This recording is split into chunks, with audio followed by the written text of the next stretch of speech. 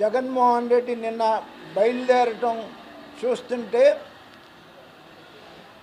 అది నువ్వు ఓదార్పుకి వెళ్ళినట్లుందా, పల్నాడు మీద యుద్ధం ప్రకటించడానికి వెళ్ళినట్లుందా అని చెప్పేసి నేను అడుగుతా ఉన్నా.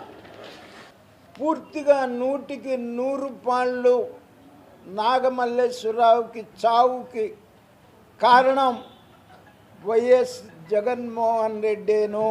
దాంట్లో ఏ విధమైనటువంటి సందేహం లేదు. 17వ తారీఖు చెప్పినట్టు వాళ్ళ బంధువులు అవమానపరిస్తే బయలుదేరి నువ్వు వెళ్ళి చావు అంటే బయలుదేరి అతను చచ్చాడు తప్ప, పోలీస్ హెరాస్మెంట్లో అయితే సత్తెనపల్లి నుంచి గుంటూరు వచ్చేటప్పుడు తాగాలి.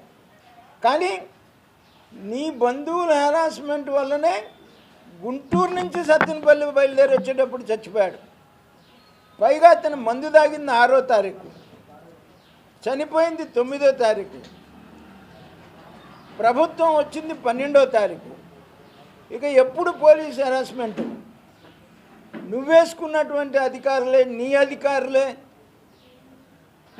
పోలీస్ స్టేషన్లో కూడా 2 పార్టీలని, ఇరు వర్గాలని కౌంటింగ్ రోజు గొడవలు అవుతాయి అని చెప్పేసి తెలుగుదేశం వైఎస్ఆర్సీపీ నాయకుల్ని స్టేషన్కి పిలిపిస్తే తెలుగుదేశం పార్టీ నాయకులు అందరూ కూడా నేల మీద కూర్చున్నారు.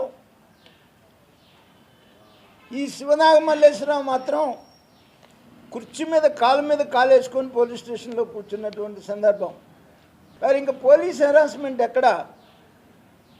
నీ అప్పుల భాగవతం బయటపడుద్దని చెప్పేసి ఆ రోజున పోలీసుల మీద నిందేశారు. ఆ రోజునున్నటువంటి సిఐ కూడా 100కి 100 పాళ్ళు ఎలక్షన్ రోజు కానీ, ఎలక్షన్ ముందు కానీ, ఎలక్షన్ తర్వాత కానీ వారికే సహకరించినటువంటి పరిస్థితి. ప్రతిపక్షంలో ఉన్నప్పుడు కూడా నీ అరాచక చేష్టలకి మార్పేమి నీకు ప్రజలు బుద్ధి చెప్పినా కూడా వచ్చినటువంటి పరిస్థితి కాదు.